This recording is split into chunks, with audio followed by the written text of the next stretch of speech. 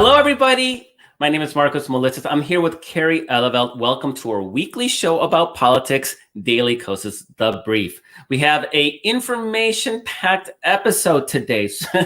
Things are happening in the world, apparently. And joining us will be U.S. Senator Brian Schatz of Hawaii, as well as Adam Jentleson. He is author of the book, Kill Switch, The Rise of the Modern Senate and the Crippling of American Democracy. So this is a show about the Senate. And Carrie, how relevant is the Senate in today's news cycle? Well, I'm just going to work in a quick plug for wearing your masks. I almost always start with a mask, so I just want to do that. But how important is it? Well, Marcos, we spent the last 2 months doing nothing but episodes on getting those 2 Georgia seats, and yeah, we got them. So, this is game changer stuff. It doesn't mean we can get everything we want, but we're going to spend the hour exploring what we can get and how we can use the majority that we did get, as razor thin as it is, to really push forward a progressive agenda for not only this coming Congress, but just moving the nation forward, for Biden's entire term. Yeah, I mean, I'm so angry at the deplorables for a lot of reasons, insurrection being one of them. But they didn't even give us a chance to celebrate the Georgia victories. And those were victories that were driven by amazing activists and Stacey Abrams and just this incredible multicultural, multiracial coalition on the ground. And we got the Senate, and boom, we have an actual coup attempt happening in our capital. So I'm still a little bitter about them taking away that ability for us to celebrate what was just an unimaginable accomplishment. We also have the Senate's also going to have to deal with a impeachment trial. Sure. So let me just, and we can explore that, I think, both with Senator Schatz and also with Adam Jentleson, who's a great, sort of strategist about the Senate, having, former aide of Harry Reid and things like that. But let me just do a silver lining moment, okay? Because we undoubtedly, no one wanted what happened last week except for Trump's cultists, right? No one wanted that to happen. That said, it does seem like it was a clarifying, in some ways, unifying moment, and Republicans are happily pointing fingers right now, and they don't want to take any responsibility for their role in helping Trump to sort of perpetrate this completely fraudulent, stop the steal campaign, et cetera. But what we got out of that is what seems to be real clarity among Democrats, House Democrats and Senate Democrats, about what an important moment this is. We have a momentary flicker of conscience among corporate America, suddenly pulling back some of their donations to, I don't expect that to happen long term, like corporate America's in the business of making profits, but for them to be at least momentarily pulling back donations, some of them in particular to Republicans, right? That's a huge sort of button to press on them, because that's exactly why Republicans do so many of the things they do. So, and I think for the people on the very left, it's also been a sort of a moment of, if I was apathetic before, it turns out I need to get involved, and we saw that from young voters. Anyway, we have Senator Schatz here, so I'm just going to let you do your thing, Marcos, and give a great intro to him.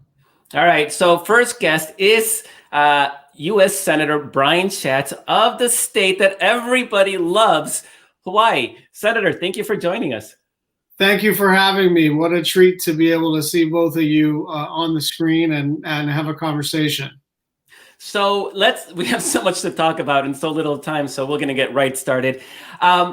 We were all sort of shocked and horrified by the events of last week. We were hoping to maybe celebrate the Georgia victories, celebrate the Electoral College count, making Joe Biden officially the president-elect. And instead, we watch in horror on our screens, on our TV, as there was an actual coup attempt that was fueled by the Republicans and by Donald Trump. So you were there, obviously. Is there any one moment that really sticks out that encapsulate what that was like to live that moment? Well, the best moment was was when we were in the holding area, and on a bipartisan basis, with the exception of Ted Cruz and Josh Hawley and a couple of others, but mostly on a bipartisan basis, we all gathered together. And once we understood that law enforcement had cleared and secured the building, that we were going to complete our work, and that we weren't going to allow an attempted insurrection to intimidate us or to prevent us from discharging our constitutional duties.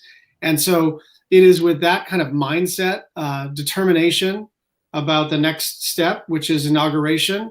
But more generally speaking, there's the old line, the best revenge is living well, right? And I sort of feel like the best revenge against insurrectionists is to govern well, is not just to get through these things which are largely ministerial and for symbolic purposes that are now considered points of inflection in terms of American style democracy. It's not just about getting through these and checking the boxes and say, well, we accomplished democracy. Now we have to remember that democracy is not what we have, it's what we do. And so we've got to now govern. We've got to help Joe Biden get his cabinet stood up. We've got to confirm judges. We've got to reverse the executive orders and executive decisions of the Trump administration that we will have the authority to do under the Congressional Review Act. And then I think the first thing, my passion, my abiding passion is climate action. But the first thing we have to do is a COVID relief package, because people are absolutely desperate. Well, that's just a perfect segue into what we plan to get to, which is, progressive priorities. So you're talking about a COVID relief package. Let me just, do you think the other thing I want to address is impeachment, because that's going to be on the table too. It seems, I don't know, has the House voted yet? I'm not sure exactly where we are in progress there. But they will. The House, right? The House is going to vote to impeach. So both in terms of impeachment and in terms of that relief package, how big do you think the direct payments can be? Do you think we can get to 2,000? I know that's what Biden was pushing for, but where do you think that stands? I think we're going to get to 2,000. I don't know this for sure. Anything is possible, but if the 2,000 were on the floor as a freestanding piece of legislation, it would pass right away. We've got the president for it. We've got Republicans for it. We'll see if they're still for it now that we have unified control of the legislature. But Joe Biden's name on the checks. They may not like that anymore. They may rediscover their fiscal discipline now that they're not in charge of the government anymore. But no, I feel pretty confident about that. I think that there is a broad bipartisan consensus that we are not out of the woods as it relates to COVID, either obviously in terms of public health, but also in terms of the economic crisis that continues to cascade down on millions and millions of Americans. And it really is, hardening the lines of income inequality, because the professional class, all the people who are on Twitter, not all of them, but a lot of people on Twitter, if I go to another Zoom meeting, I'm gonna, I need wine. I've gained weight during quarantine. All that stuff is really a class of people who really haven't lost their jobs, and household savings are up for the most part. So the stock market is up. So we just have to understand that I think we're at an economic policy inflection point where you could see the kind of vast. I think, did we lose him? Uh-oh, you may have lost him temporarily. Well, let's just review for a second. He thinks that they can get to $2,000 payments, direct payments within that COVID relief package, which I think is newsy because there is some question about that. I don't know if you want to point anything else out. No, what's interesting is Democrats ran on this, so that is the number one priority, and certainly it sort of drove a lot of discussion in the Georgia Senate race. Senator, glad you're back. We were talking about how the $2,000 checks were actually a big factor, or at least it was a closing argument for the Democrats in that Senate runoff that gave us the Senate. So it makes sense that is the number one priority.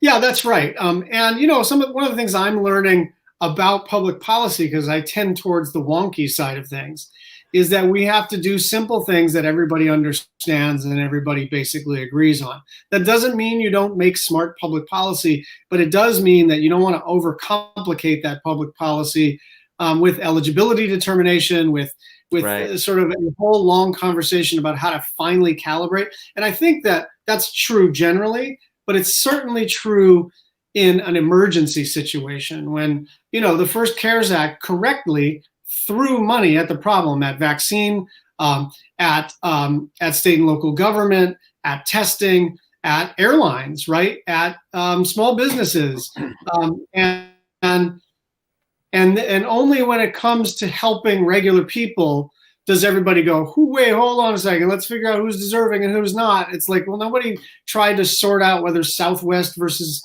Delta versus United versus Hawaiian Airlines deserved money or needed money. They all got the money. It's a universal public policy. And so I'm evolving on this. I will say on direct payments, and I think this is important a discussion for the progressive community to have.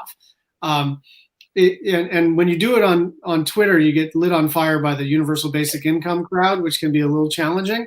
But I do think that this has to be in addition to, not instead of, the social safety net. And we need to understand that the UBI crowd has a mix of views, and some of the UBI people are actually people who want to shred the social safety net and eliminate other government programs and put in place of it direct cash payments. Now, I'm not for that. And when you hear Josh Hawley or Donald Trump or some of the libertarian Silicon Valley people talk about direct payments, they are talking about using those dollars and taking money away from food stamps or state and local government or unemployment insurance. And so we got to be careful not to be so swept up in this enthusiasm for direct payments that it comes out of the hide of some of our other key priorities. It's totally doable, but we need to understand that not all of these people who agree with us on this issue are our friend.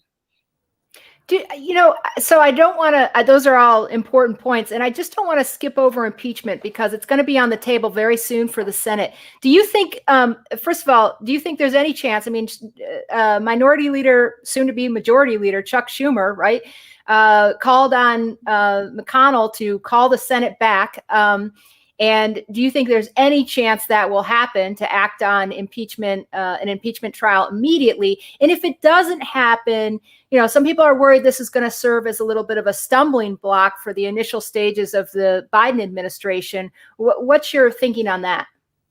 Yeah, a couple of things. First, I don't think Mitch McConnell is gonna permit us to reconvene prior to January 19th, although it is clearly his authority to do so, and we're ready to do so.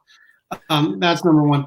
Number two is, I guess I just want to reject as publicly as I can this premise that the Senate can or should only do one thing at a time.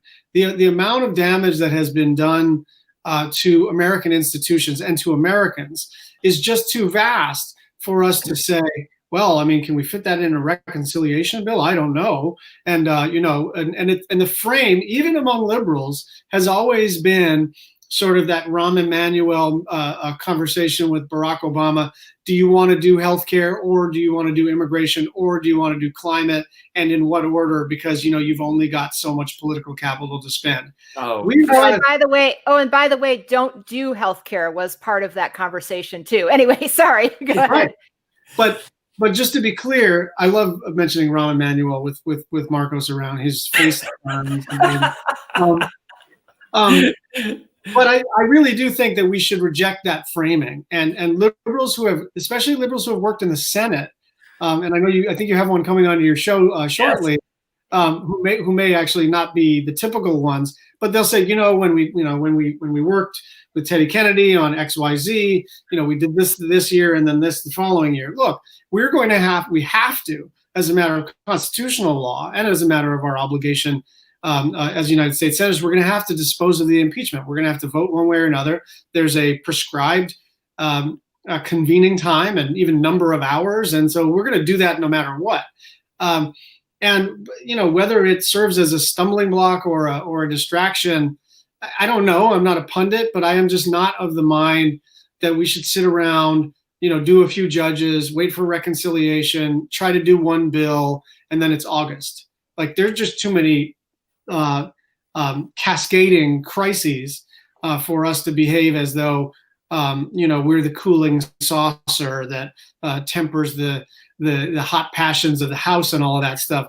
I mean, sure, we should still try to be more adult than the House, but that doesn't mean we have to be slow. There's just too much to do. So, Senator, obviously, when we're talking about the 100-day agenda, I'm not sure why we put a deadline on this 100 days thing. I know it's catchy, but really, there's no deadline. We can just do things. But obviously, we're going to be greatly constrained if the filibuster remains in place. Do you see any hope at all of that going away this Congress? Not completely. Obviously, I'm for reforming the filibuster. I'm for making the Senate work. I think the radical thing to do is not to change the rules of the Senate so that you can pass legislation. The radical thing to do is, after Donald Trump is president and comes as close as anybody to destroying our democracy from that seat, to enshrine a lot of the decisions that he's made in law by virtue of us adhering to a Jim Crow era a procedural rule it's unacceptable. It's untenable. Whether or not we do away with the filibuster, I think there are reforms to the filibuster that would allow us to move faster. There's a rule, for instance, that after you have your first 60 vote threshold cleared, that there's a mandatory 30 hours where basically I'd say 90% of the time we vote, and then it's 30 hours, and then we're in a quorum call for 30 hours straight. That's supposed to be 30 hours of debate, but rarely is even 2 or 3 hours of those 30 used. And so what happens is, anytime you want to pass a bill, it's basically 5 full calendar days, whether it's a small thing or a big thing. Now, if you're doing the defense bill or the COVID relief package, 5 days is fine. If it takes 5 days, it's 5 days. But if you're trying to pass anything else on telehealth, on helping tribal people with broadband, any kind of bill that should just get a vote and then we should move on, also takes 5 days. And our inability to dual track, our inability to process legislation quickly is a huge part of the problem in the United States Senate. And none of this stuff is enshrined in the Constitution. The filibuster is a rule. We can amend our rules anytime we want to, but there's certainly no absolute right for a senator to force the United States Senate into a quorum call, which, for those of you who aren't C-SPAN nerds, basically means they're doing nothing while they pretend to call a quorum. Yeah, two of the staffers who spend a lot more time immersed in Senate procedure than I do, said yesterday on Slack, the thing about being the majority is, if there's the will, there's a way in the Senate. There's a lot that can be done, and there's ways to maneuver things that you don't have to adhere to the rules the way they exist. They're all sort of like fluid if you decide that it needs to be done differently. So, I mean, there has to be, you can't just do away with the filibuster all of a sudden, but there are ways, as you're talking about, to sort of mitigate its effect. And of course, there's always, reconciliation and things like that. But, it's just a vast difference between being in the majority. And if, Chuck Schumer, have you noticed a specific change in Chuck Schumer? He seems, soon to be majority leader, feeling his oats a little bit. I mean, have you been surprised at all by his sort of, we were witnessing some of this last year. Some of this we started to see from him, but I just would be interested in your thoughts. Well, first of all, Chuck's very happy. I mean, he's so happy.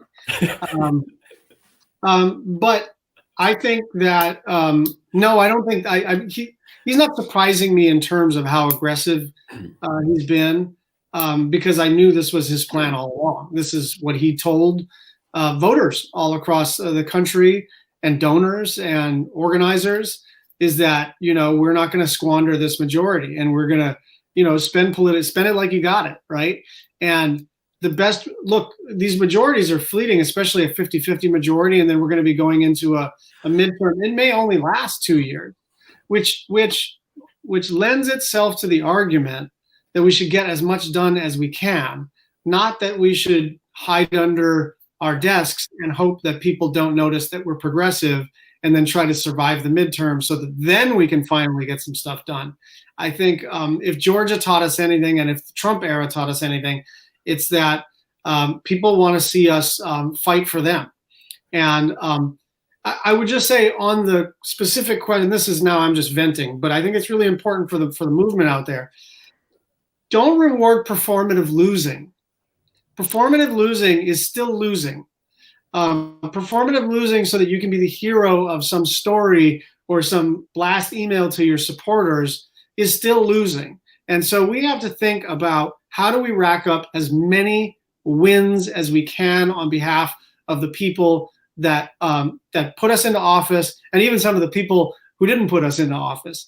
We have to think about how to rack up as many wins as possible on behalf of the American people, and not get into this sort of Senate-focused procedural nonsense. The deal is we got to pass bills. We got to enact legislation. We got to actually help people with their $2,000 checks. We got to get a COVID relief package out there. We got to do climate action, whatever that looks like, whether it's a carbon fee or something else. We have to take action. And if anybody is failing very publicly, listen, we're gonna come up short a few times. That's fine. But if it seems to you like they are failing for the purpose of failing up in their own political ambitions, I would be just a tiny bit wary, because now is the time to actually exercise power and enact legislation, not talk about what you would do if you were in charge, because now we're in charge. So with that in mind, and given the realities of a 50-50 Senate, of a filibuster that even if it's reformed, I don't see how we have the votes. Maybe we'll be surprised, but I don't see we have the votes to actually get rid of the filibuster. What should progressives really be focused on that are winnable battles in this next year? I think COVID relief is number one, because it is the most time sensitive, the most urgent, the most broadly popular. And by the way, it's sort of underestimated the extent to which these bills are, they're filled with progressive priorities. They're also filled with things that I object to. But listen, the unemployment insurance, the plus up that we did, the funding for state and local governments, the funding for even the PPP program was a little different than it would have been if it were configured by the Republicans, because even the PPP program was an employee, like a payroll support program. So that also went to workers. And so we shouldn't sort of move past the COVID relief package as if it's not a progressive piece of legislation, especially since we're going to be holding all of the gavels. That's number one. Number two is climate, in my view. We continue to face a crisis.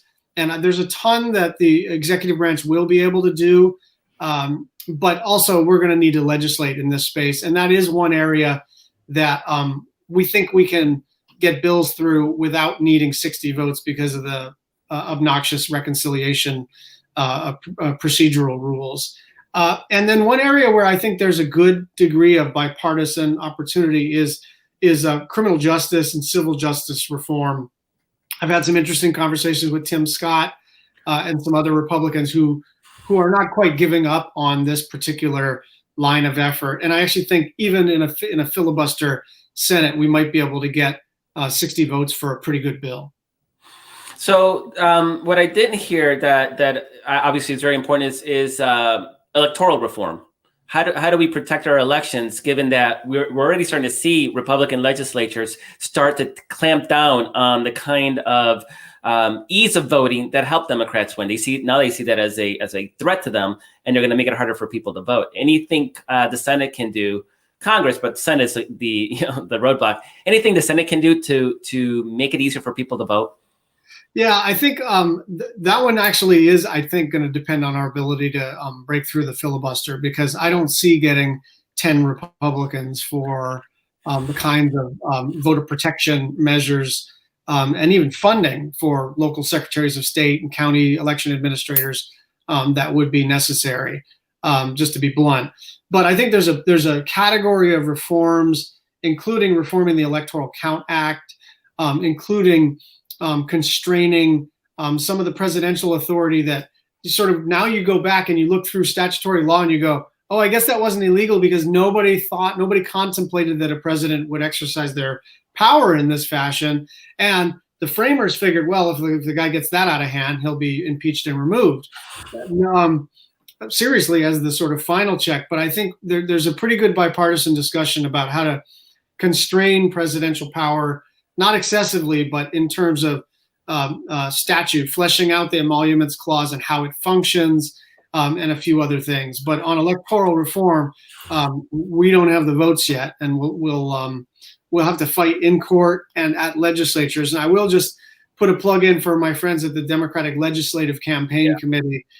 They're incredible, and they're more important than ever to make sure we control state houses. I think about the Democratic Attorneys General Association, or Association of Attorneys General, and then the folks who are who work on election administration. I never thought that they would be so foundational, but we need to make sure that those offices don't get populated by wackos.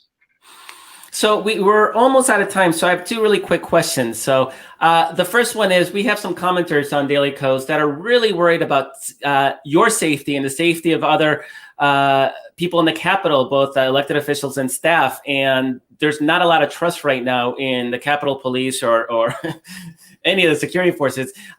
Do they have reason to be worried? And is there any sort of reassurance that you guys are properly protected, you and your staff? Bottom line, do you feel safe? I do, but look, I'm on high alert. I'm not unaware of what happened last Wednesday, but I am confident that we've got the right chain of command now. This is a national special security event now. There's a joint command. There are tens of thousands of people who are on this job. Capitol Police is not point on an inaugural. But I think it's fair to say that everybody ought to be extremely careful. This is not a good week to go visit your state capital. I think everybody ought to just be extremely careful. We feel protected. I won't get into great details about that, but we do feel well protected. And what we have to do in the short run is to focus on making sure that the inaugural goes off without a hitch.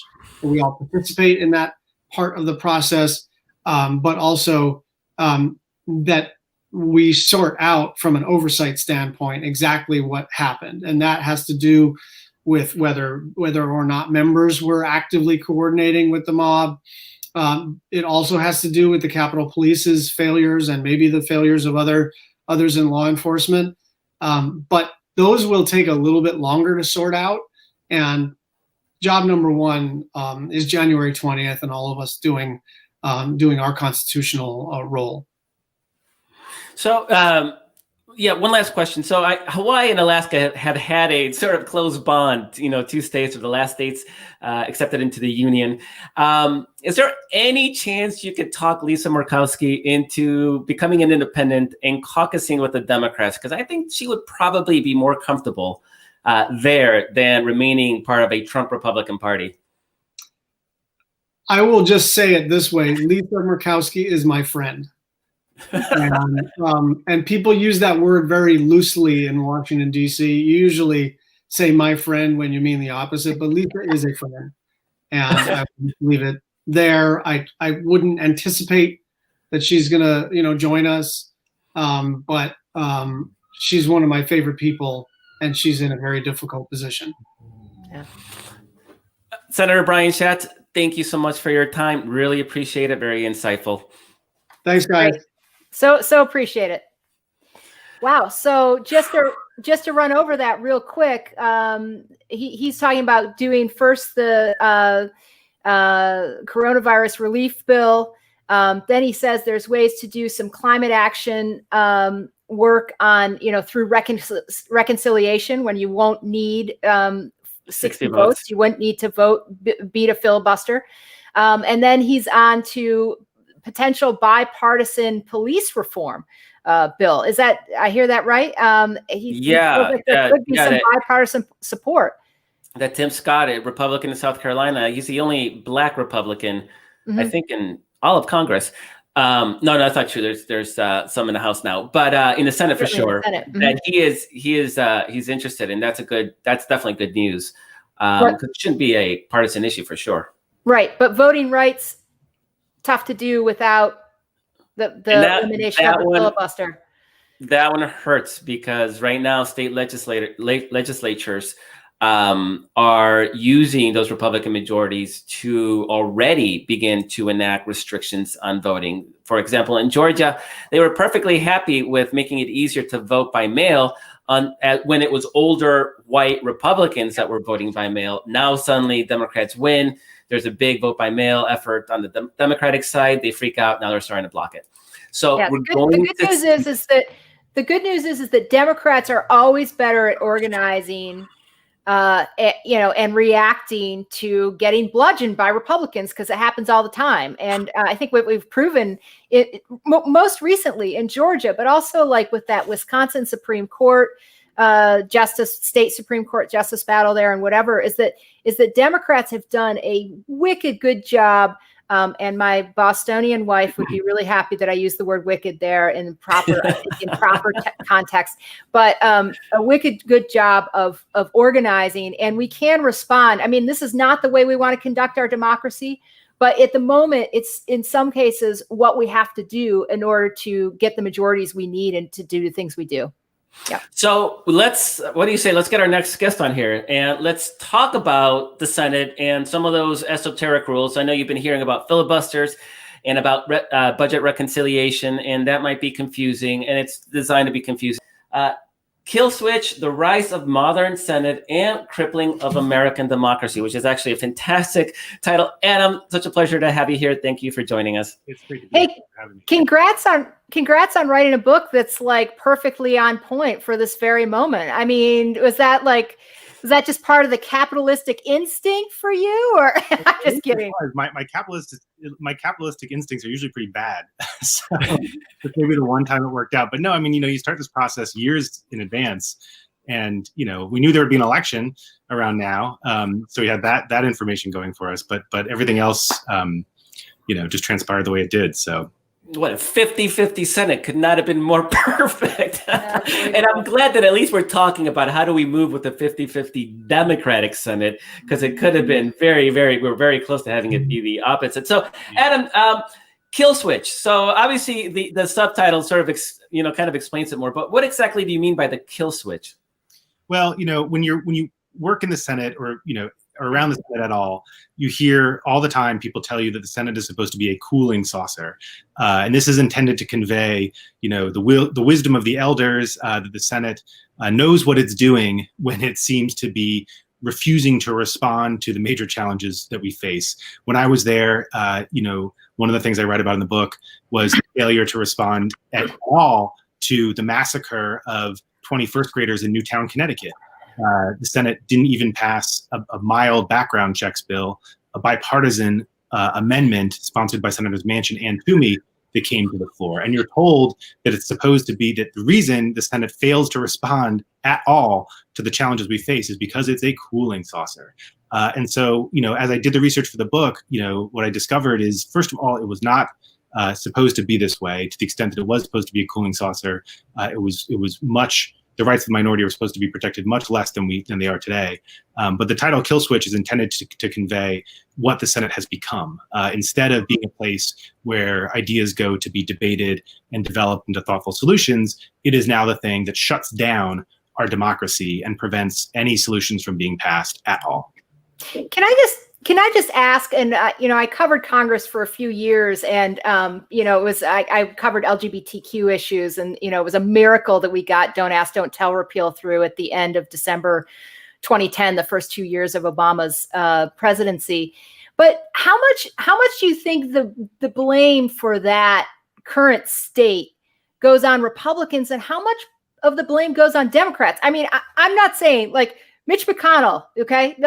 Clearly a huge part of the blame, shouldering a huge part of the blame. I'm not making any excuses for that guy because, I think he has just, sown so much division and ruined the institution on many levels. But is there any, do you hold Democrats responsible for sort of being complicit in some ways and sort of letting this happen and backing down repeatedly?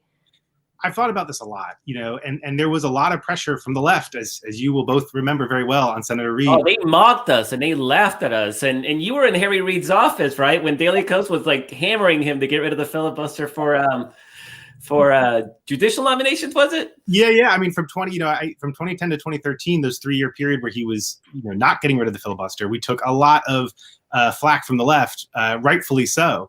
One of the things I quoted in the book is that the day that we decided to go nuclear, I was Reid's communication director at the time, so it was actually me speaking to a reporter. But I said that this has been a long journey for Senator Reid to get to this point.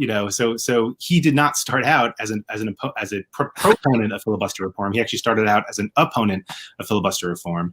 So to your question, I think there is shared blame for sure. Democrats, when the Bush administration wanted to go nuclear in 2005, Democrats were ardently defending the filibuster. Everybody has been on both sides of this issue. I think a lot about those early years of the Obama administration. I just finished reading President Obama's book, and at one point he says he wishes he had the foresight to have rallied Democrats to go nuclear and get rid of the filibuster right away in the beginning of his administration. The thing I keep coming back to is, even though we had 60 votes at the time, I'm just not sure you could have gotten the votes. I think that back then, even as we saw what Republicans were doing to President Obama, there was still a sense that this was going to change, that Republicans were going to come around and things were going to go back to normal, that the Tea Party was a flash in the pan. It's easy to go to think of this retroactively and think of the Tea Party as a continual force. But in August of 2009, we thought maybe this was just going to go away. That was wrong, and that didn't prove right. But I think that the Senate, it takes senators a little bit of time usually to come around to things. And I'm just not sure that their minds were there in those early years. I think it took all of the events that we've seen over the last few years to make very clear that this is absolutely necessary. The last thing I would say is that now it's on Democrats. What has been abused in this abuse is primarily with Republicans. There's no question about that. And now Democrats are in charge. They have unified control of Congress, and it is entirely in their hands to do something about the situation. So Adam, I was sorry, Carrie. I was actually Daily Kos was very much, I think, almost going after Harry Reid, trying to get rid of that filibuster and having him go nuclear. And remind me, it was judges, right? Was it judges except for Supreme Court? Yeah. And I remember getting a call from Harry Reid, and he had never called me before. And it was just, it's Marcos. And I was like, yes. He's like, this is Harry Reid. You won. No more filibuster. Click. That was the call. And it was the best call. And since then, he sent me like the most lovely, notes and very appreciative of him. But it was a very surreal moment for this sort of outsider blogger at the time to get that call and to have this sort of big policy victory, because it was considered it was sacrosanct, right? If you hear people talk about the filibuster, the framers of the Constitution clearly put it as a way to make it difficult. And the reality is, obviously, as you just said, it's not. Brian Schatz, Senator Schatz, earlier called it a relic of the Jim Crow era, which it is. And we have obviously a Senate that already benefits Republicans structurally, right? When North Dakota and South Dakota and Nebraska and Wyoming have less population than Los Angeles, right? And California gets 2 senators, Texas gets 2 senators. It's a fundamentally broken institution, and the filibuster just makes it that much worse. Right. So moving forward, you say it's on Democrats, right? Joe Manchin already said he's not gonna move on the filibuster. Do you see any hope at all that this Congress, this Senate, could maybe move to eliminate the filibuster, or at least severely reform it? Yeah, I actually see a lot of hope, and I may be, uncharacteristically optimistic on this one.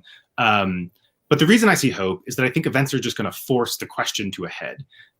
First of all, people raise Joe Manchin, rightfully so, because he's been very clear that he doesn't support filibuster reform. And there's a couple other senators, Kristen Sinema, Harper, and yeah. But first of all, you saw a lot of the senators who were out there start to shift over the summer. You saw Coons, Tester, and others, crack the door open and say, I don't want to do this, but it's really contingent on Republicans' behavior because I didn't come here to get nothing done. And if Republicans block everything, I'm going to reevaluate my stance. Those are not their exact words, but I think that's what they were conveying. So even with, and so, I look at Manchin, and as someone, who used to help whip votes, what I see is a whip list of like 3 people. And, if you're telling me that the whip list starts somewhere in that neighborhood, that you're not talking about 15 or 20 people, to me, that's a good starting place. That means you got to find a way to get this small number of senators to yes. That to me is an achievable goal. The other thing, just to clarify real quick for our listeners, that means you only have to get a majority vote in order to change that, right? So we don't have to get to 60. We just have to get to 51. Yes, is that right? That's exactly right. The irony is that, if you want to get rid of the 60 vote threshold, you only need a majority to change the rules. That used to be somewhat controversial, but that's now set in stone because that's how Reid did it, and then that's how McConnell did it when he changed them Gorsuch confirmed. So it's pretty much set in stone now. Thank you, Mitch McConnell. Yes, just that often, but there we go. But no, I think I am optimistic because I think that even someone like Senator Manchin, sometime next year, probably before too long, is going to face a very clear choice between reforming the Senate rules and reforming or getting rid of the filibuster, or getting nothing done and basically giving up on Biden's agenda halfway through the year 2021. I think that most Democrats will fundamentally decide that they came here to get things done, to do big things. This may be our last time holding unified control of government for a long time. So I think that events will force this to a head. And ultimately, I am optimistic that Democrats will choose to do the right thing. So that's can I just ask, if you were to put together a playbook for progressives to pressure, right, to pressure these senators, this whip list that you're talking about, or even to pressure, Democratic leadership in order to put pressure on their people. I mean, what would that playbook look like? What are the pressure points? And I know part of this is part of, what current events come up and things like that. But if you were to, look, we just had the most extraordinary and humiliating and shameful moment in U.S. history, possibly ever. I mean, I'm just saying arguably, like, I'm not saying it's the most, but it's among the most. So we're entering into an era of consequential government like we've never seen. The stakes are huge. And I just wonder what your playbook is to try to leverage that. Well, I think it's important, I think there's going to be an issue that forces the question, right?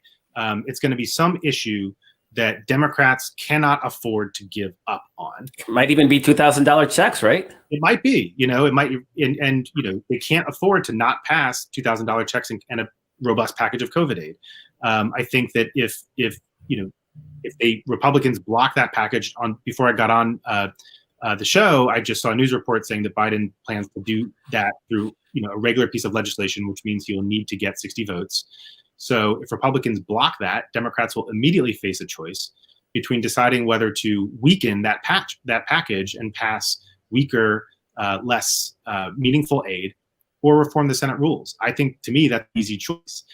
Don't let equated Senate rules, don't let a relic stand in the way of delivering the aid that people need during these desperate times. So to your question about a playbook, I think that people need to keep their eyes focused on the question of delivering results. This isn't lashing out at Republicans. This isn't a power grab when we come to power. This is about senators who are elected by the people of their states delivering results for those people. And I'm sorry, I didn't mean. It's an actually point that, and we brought it up earlier, is that Harry Reid did not limit the filibuster at the beginning of that session, that term. Mitch McConnell did not limit the filibuster on Supreme Court justices at the beginning of his term. It was spurred by current events and obstruction that forced them, or give them at least the moral high ground to claim, well, we need to get something done, so let's chip away at this filibuster. So it's actually an extra point that maybe the pressure doesn't have to be at the beginning of the session, because then people get really caught up on, it's the rules, it's always been done this way, why do we want to change tradition? as opposed to that's an excellent argument. You frame that in the context of we need results, and this stupid rule is standing in the way of results. Right. Why do we still have it? It sort of creates more pressure, and then maybe Manchin at that point, although $2,000 checks isn't really great for Manchin because he already says he doesn't support $2,000 checks. I don't understand that stance. This is an issue that polls like in the stratus 80%, even in West Virginia. So I'm not sure what he's doing. And he's been great lately on so many different things. And suddenly he was even for, he came out, he didn't say he was for it, but he was open to Puerto Rico and DC statehood, right? Which really shocked me. Right. And that could also be the issue that forces it to a head. Statehood. Yeah. Statehood. I mean, I love this idea of waiting until there's an issue that we can grab onto, right? But I mean, and $2,000 checks, it doesn't matter where Manchin is on that. If the Democratic leadership says it's important, we produce real results for struggling Americans right now in order to save the economy and help people put food on the frickin' table, right? Then what Manchin thinks doesn't matter, because am I wrong that we could get at least a few Republicans to vote for those $2,000 checks? I mean, if you get rid of the filibuster, well, I guess you need Manchin to get rid of the filibuster. Sorry, I'm like no complicated. And then there's if once you get rid of it, there will be a backlash. Republicans will say Democrats have done this terrible thing, and so they'll use that as an excuse to never work with Democrats. I mean, look, they're not going to work with Democrats at all. No. They need an excuse. Yeah, right. I mean, they don't, but like they will, they'll produce one just to pass the laugh test. But the point is that this is about what Democrats can do for the people who elected them, and they weren't elected to go there and be armchair philosophers about Senate rules. They were elected to deliver results. These are antiquated rules. They were, as you said, they were not part of the Constitution. They were developed over time, primarily by white supremacists and Jim Crow segregationist senators. So they were invented for a bad reason. These rules have sometimes been useful to Democrats, and I think that's part of why there's a little bit of resistance. But the historical record shows that there's no comparison. The filibuster is overwhelmingly more useful to conservatives than it is to progressives, for the simple reason that conservatives generally are the party that wants to stop things.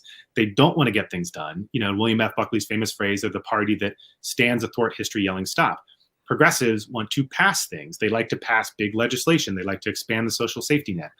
Much of what conservatives want to get done can be done by executive actions, rollbacks, that kind of thing. Even when they tried to repeal Obamacare, and they did that on a 50-vote threshold because they used reconciliation rules, which is a weedy thing we can talk about if you want. But the point is, they couldn't even get a majority to repeal Obamacare. That can't promise. It's not a tool that conservatives will be able to use as much as progressives. Restoring a majority threshold Senate will benefit progressives far more than conservatives, and it's just something they have to do if they're going to deliver. If there's a lesson that Democrats can take away, it's that Republicans learned that giving away money is actually very popular. It's just that they gave money away to corporate America and the rich people. That's who they gave money away to with their tax break. So they were rewarded with enormous donations, but politically, they're giving money to the 1%. We want to give money to everybody else, and I think it is a successful political strategy if you give it to the right people. So they say that there are no dumb questions, but this may be a dumb question, so fair warning. Is there any chance of any Republicans joining in an effort to end the filibuster? And I'm thinking maybe of a Murkowski and I don't know, maybe there's some principled person who's for majority rule. Not at all. It's something I've spent a lot of time thinking about, because you can sort of see this almost sort of centrist party taking shape before our eyes, and mainly taking shape in the Senate, where you have Murkowski, Collins, or to a certain extent, although she may be a little bitter, right? But anyway, let's just, we can start with just a few people. So you've got Murkowski, say Romney, and then on our side, Manchin, and King. And the thing about majority rule is that it would actually dramatically empower that group of centrist Republicans. That's not my goal here, but it is still a fact that in a majority rule Senate, those people like Murkowski are far more powerful than they would be in a 60-vote Senate. In a 60-vote Senate, they're just one faction among many that you have to assemble to get to 60. In a majority rule Senate, they are the ones straddling that majority vote threshold, and they'll be the kingmakers on every single bill. So I don't think it is outside. I mean, I think, realistically, they're likely to do this.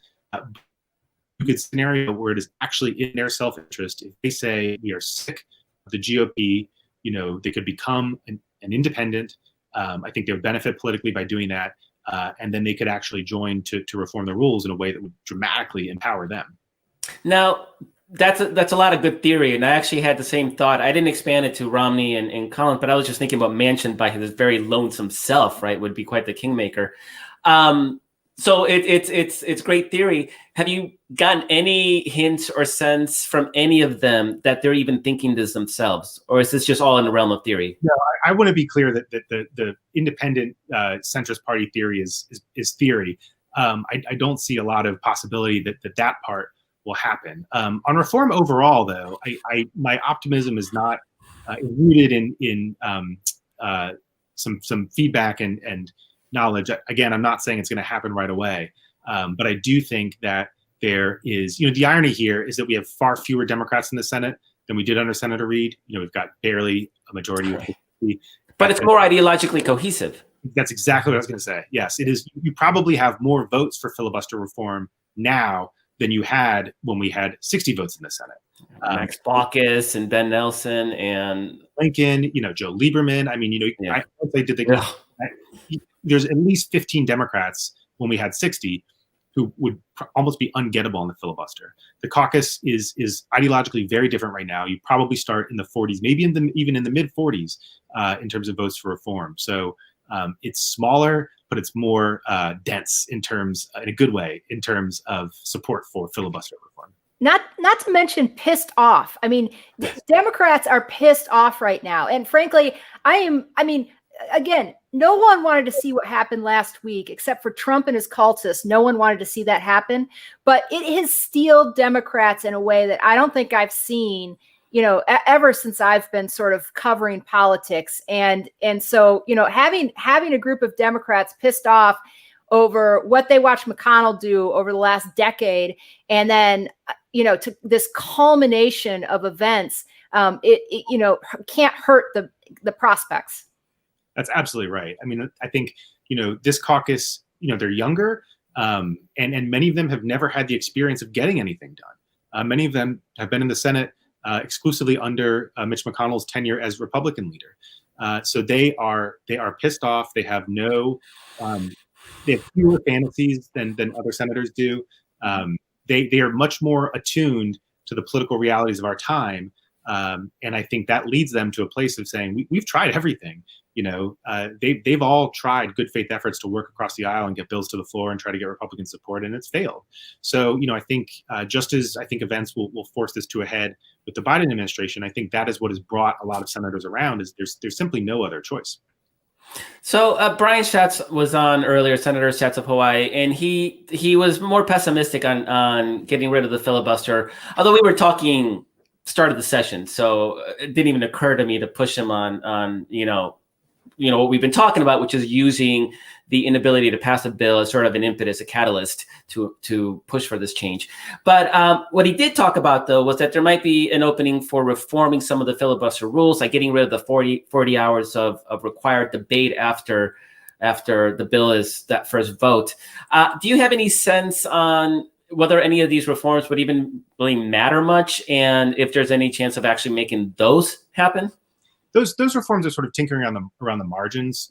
Fundamentally, what we're talking about with the filibuster is the fact that it gives the minority, which could be as few as, a minority of 41 senators who could represent as little as 11% of the population.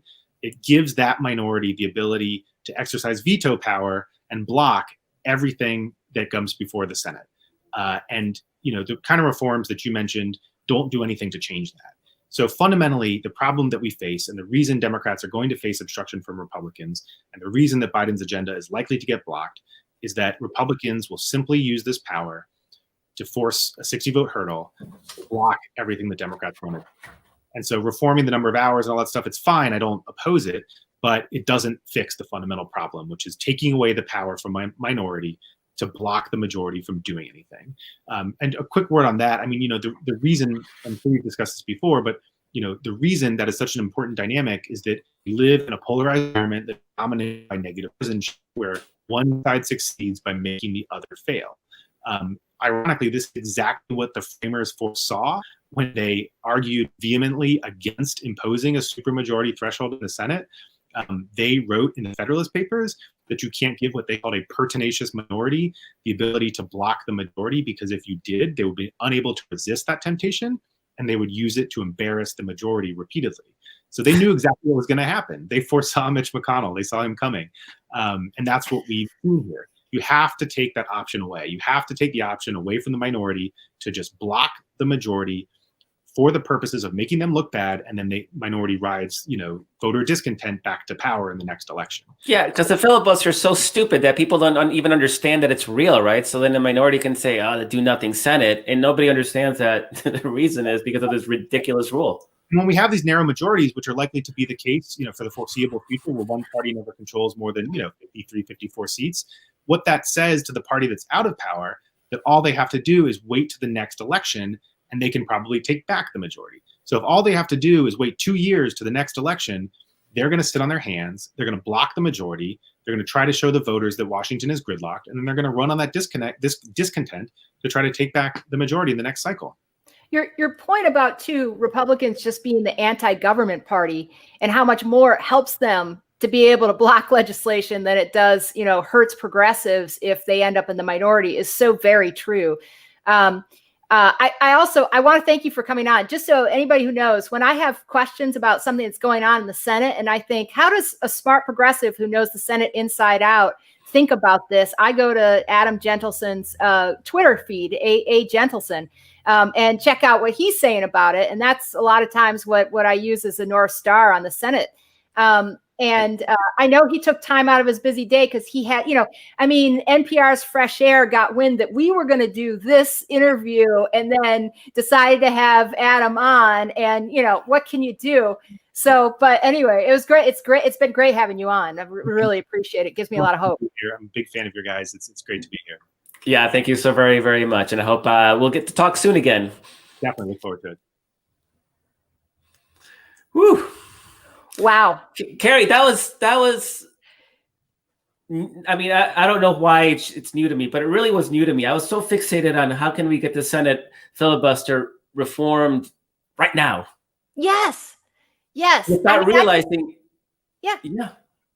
Without realizing that what you're doing is you're having an argument about rules, which nobody cares about, nobody likes, feels like a waste of time. It doesn't sell because it's stupid, because nobody understands the rule anyway, because it's such a ridiculous rule. Right. So this idea of just wait till they're blocking $2,000 checks, wait until they're blocking something that is popular with people, and then say, yeah, we have to get rid of this rule because otherwise nothing gets done.